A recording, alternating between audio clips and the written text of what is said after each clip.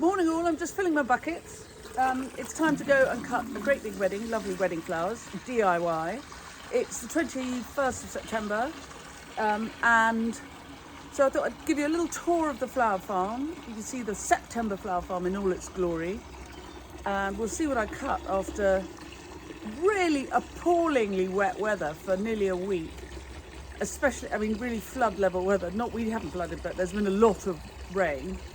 So we'll see how the garden's doing, see what's going on. Hope you enjoy it. And at the end, I've got a little bit of floristry to do. So happy days, off we go. And if you're new to the channel, you're very welcome. Please do subscribe. Press the bell icon and I'll tell you when we've got more clips coming up.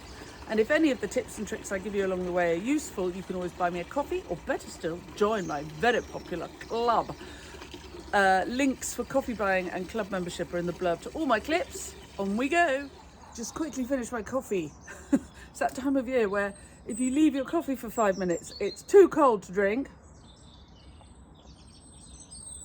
And I can feel it. It's going to be cold on my fingers. I get very cold hands cutting in the cool autumn. And the flip-flops have gone the way of all things. Expected to warm up, but still. I'll start up the top with the foliage and try not to get too wet. It is the most gorgeous morning, really feeling autumnal, and it's been so wet and so horrible. And look, it's just the spiders' webs everywhere. It's real breathe stuff. Anyway, this is my perennials and shrubs patch. It's probably somewhere between 1/2 and 3/4 of an acre. It's very badly laid out, lots of waste of space, but it's tidy and a pleasure to be up here. So I'm going to cut some perennials and shrub material. So the wedding is going to have a kind of boho feel. There's no colour scheme. It's just fun, late summer colour. Vases dotted down the tables. Really nice man I talked to about it, who's going to be doing it for his daughter. And he sounds as though he understands plant material, floristry. He sounds as though there's an artistic bone in his body. Although, of course, we all have artistic bones in our bodies. Sometimes we've just put them away and they need to be brought out and allowed. Anyway, this fellow sounds as though he knows what he's doing. So to give the whole a boho feel, some of this lovely miscanthus is a good idea. But I'm also going to, because he's going to need some weight.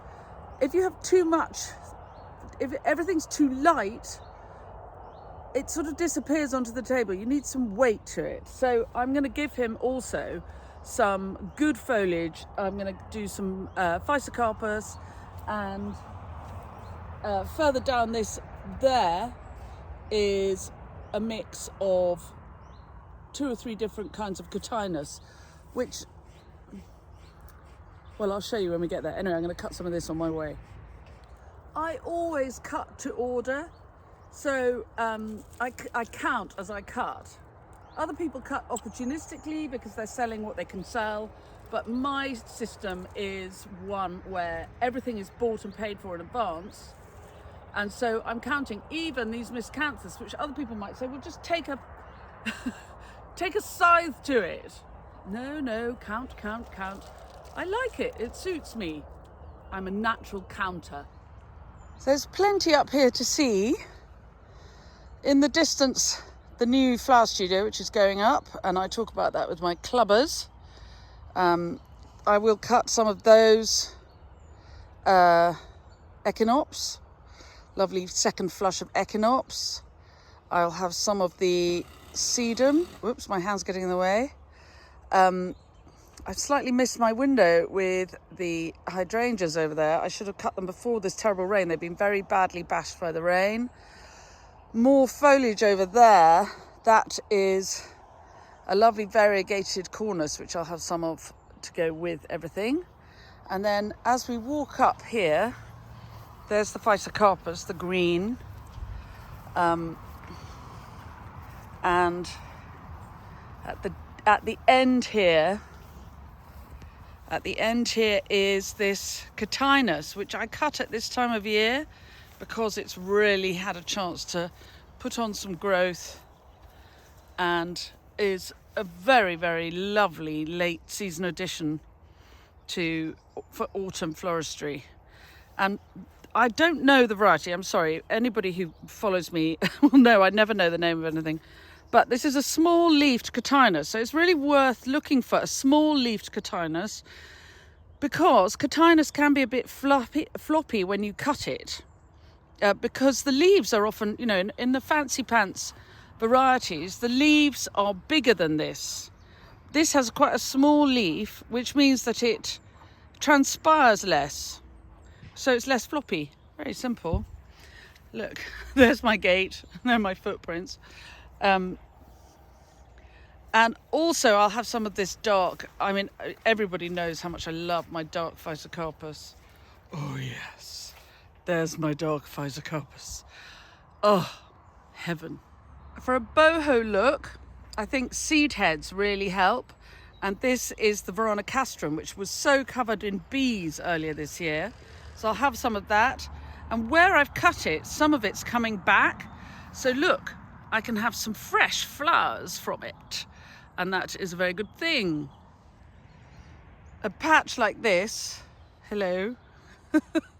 A patch like this is always being rejigged one way or another, and space appearing and then being filled up. So look, here we have more echinops. I sowed this seed in July, and I've got nice sized small plants, and they've just gone in the ground here for flowering next year, I hope. I'm glad that this wedding is not a special colour mix, because I'm going to have to be opportunistic, but there are a few roses, not many. It's the 20th of September, so I'll cut what I can as just a sort of added bonus, and I will shake the water off them, or they'll bruise in the buckets. And I won't overcrowd the buckets, or they'll bruise. Cobwebs everywhere. A very good sign of a flourishing ecosystem. And despite the weather, there is still Achillea. So I'll have a bit of that for this mix. And here comes self-sown Nigella for next spring. This Persicaria Red Dragon is so good at this time of year. Look at the colour of the stem. Isn't that fantastic? And it has a little white flower. Very delicate. So there won't be masses of it, but there'll be enough to just give my lovely client, who I liked so much when I spoke to them on the telephone, that little bit of detail which they would enjoy. Can you see the pair of admiral butterflies working their way through the leftover plums on the plum tree? They might fly away. There are two of them. There's one. Don't over. There is a lesson in leaving a bit for nature. Don't over crop. Leave a bit behind. And there's another one.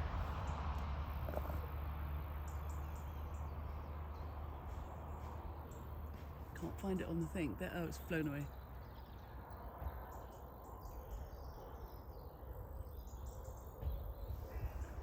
Lunch, anyone? So that's a really nice mix, beginning to be a nice mix for a wedding with a boho feel, late September, from a patch which actually looks a bit bereft. But there's always more when you look. There is always more than you think when you look in a garden. Material for cutting. There's a real feel of autumn here. The leaves are yellowing and falling from the poplar. The brilliant red berries of the mountain ash hang heavy on the tree.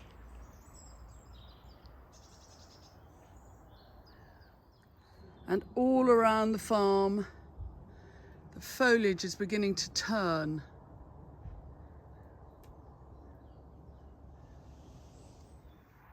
And the willow, which we cut for our Christmas wreaths, has stems which are beginning to colour up. Look at that amazing flaming red on the Salix alba. Through there are the polytunnels. We'll go and get some dahlias from the other side of there in a minute. But first, a bit more filler. As I cut, I bring trolley load by trolley load the flowers back into my studio where they can sit and dry off in the cool, out of direct sunlight.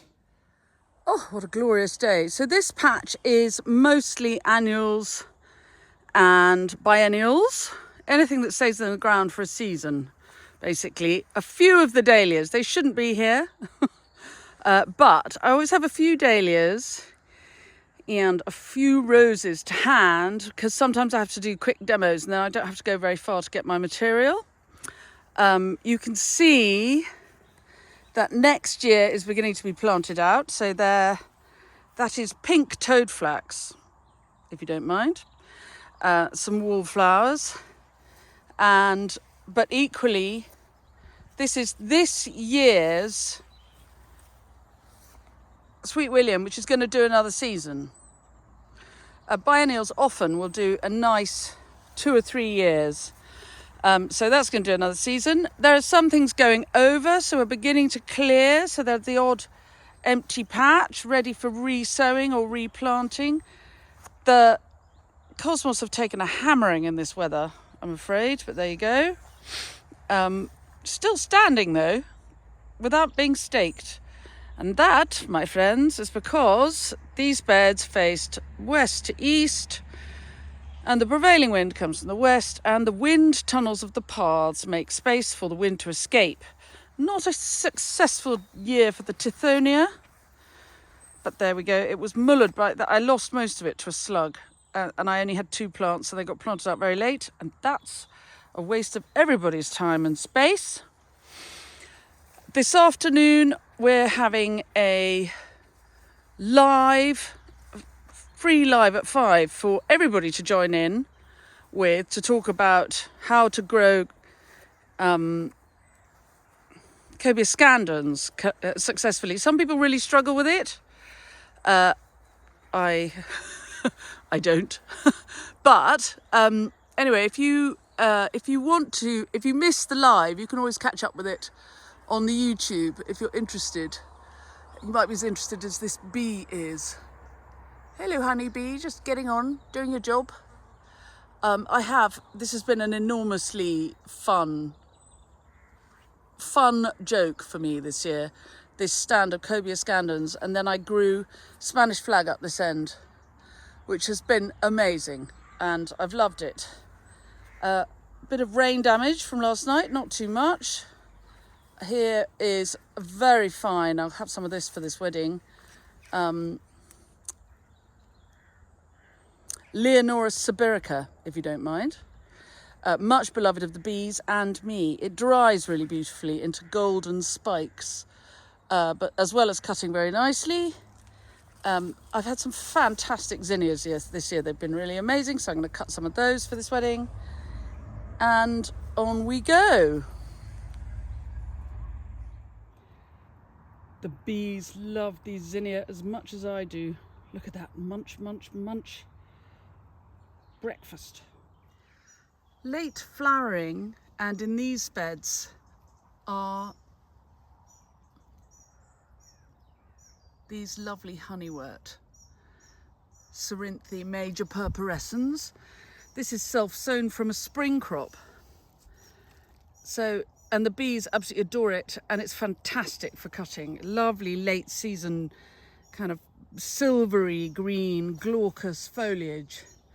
And I just adore, very, very good for cutting this. And I used it last week in a clip for my clubbers. Sorry, everybody else. This, I'm going to cut some of this. This is Nicandra physiloides, shoe fly plant. Just a note on, when I can, I use the Latin. If I know it, I'll use the Latin name for a plant. And the reason I do it, and sometimes people say, please just use the common name, it's easier. The reason I use the Latin, if I can remember it, is that then everybody around the world can look it up. If I use the common name for this area of Somerset, the common name in Cumbria might be different, let alone Arizona. So that's why Latin is so wonderful for horticulturalists, because it's an international language of plants that we can all speak. No matter what our mother tongue is, we can all speak horticultural Latin. It's great, isn't it? Also self-sown from a crop I had earlier in the year, and I'm going to make the most of it. This Chinese forget-me-not, Cineglossum amabile, just being munched on by this bee. I make sure to leave some for the bee and some for me. Lovely true blue for late in the season. Hello, friend. So here's the polytunnel filling up. We've got some biennials in here, Honesty, some annuals, larkspur, Ami, more Cineglossum amabile, some Beplurum, and these are all self-sown, and I've just dug up the seedlings and rearranged them, but they need water. As you can see, it may be cool and wet outside, but it's hot and dry in here. And then I've got some foxgloves and some sweet rocket, been a bit munched, but I expect, weirdly, it has been really munched, but I think it'll survive because the roots are okay. Sweet William and wallflowers for the spring. I've been harvesting and harvesting and harvesting these helichrysum. Everybody's had a great season for the helichrysum, but it's pretty much time for them to come out. The mimosa, which I've been trying to knock on the head for years, is unknockable, but nice foliage.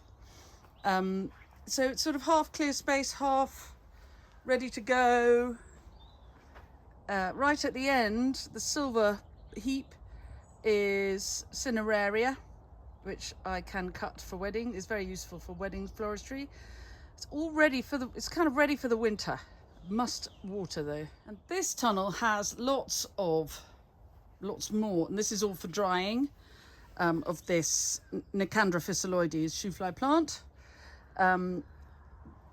There's been Honesty in here for years. The Honesty has been a bit munched by caterpillars, but not to a killer level. And anyway, it's for next year, so we'll leave that.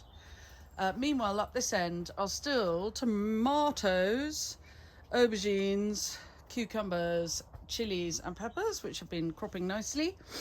And then I sowed yesterday, a bit early for me, because I've got a demo next week online on how to grow sweet peas. I sowed a tray yesterday. This is my sweet pea tunnel. So once all of this is out, I will have sweet pea seedlings to put in here, probably around Christmas time. And between the tunnels is a great deal of clearing up going on account of, at some point soon, they're going to be moved. So this is all to do with the work up the field, the big rearrangement, the project, which the clubbers know all about. We're having a really big rearrangement and a real relayout of the flower farm. But down here this year, everything is a bit jungled around on account of this big rearrangement and the building works. So down here we have the dahlias. And look, they survived all that weather. Very protected by that hedge. Happy days. Also very, very deadheaded before the rain, especially. And then on the right here, much beloved of the bees and of me, the blue is Salvia uglinosa, bog sage. The purple, Verbena bonariensis. All the way along the front here were an amazing crop of perennial phlox. Underneath the front here, Ewan, you see why I have to do all that weeding in the spring. Under here are wild bluebells and ornithogalum newchans. This is all going to get this big rearrangement, but slowly, don't want to rush into anything. Anyway, I'm going to cut some of these lovely dahlias for this wedding. Oh, where shall I start? So that makes a very cheerful little wedding. I'll go and put it away, and then I've got one more bucket to cut for another project. There. Nice little DIY wedding, all ready for collection. Once I've finished everything, I'm going to give them a bit of space so they've got time to dry out a bit. But I need to take a photograph so I can put it on my Instagram, and then people know what the kind of thing they get for DIY weddings at this time of year. And as the builders drill on, the butterflies and the bees are loving the garden as much as me.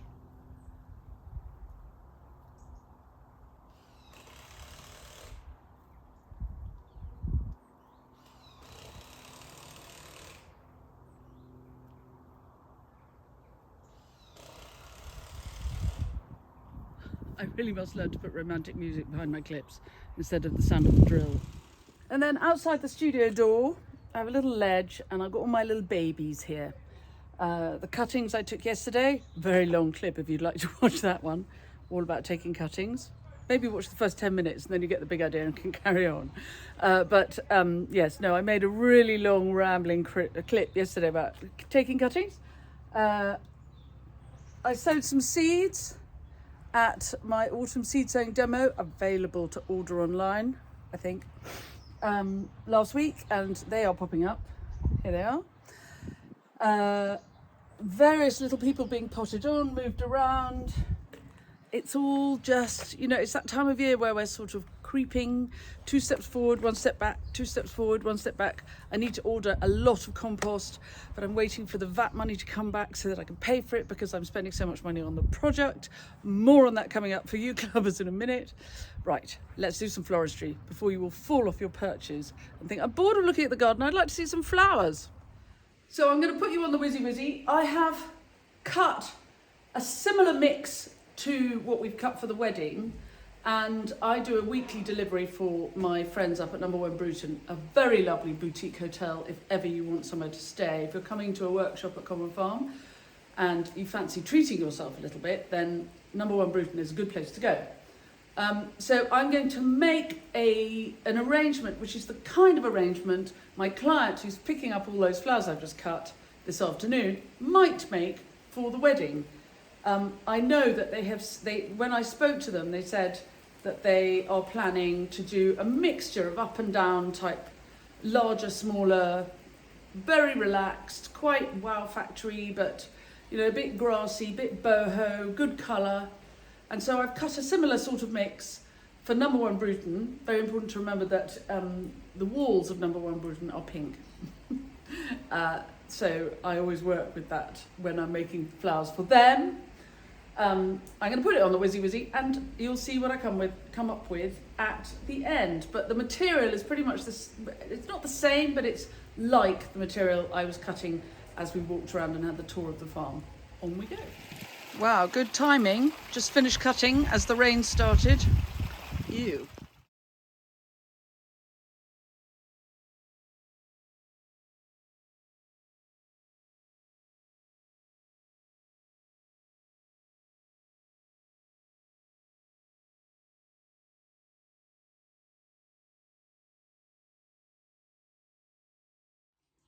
So when I say that the drawing room at Number One Bruton is pink, I'm obviously a little bit tongue-in-cheek.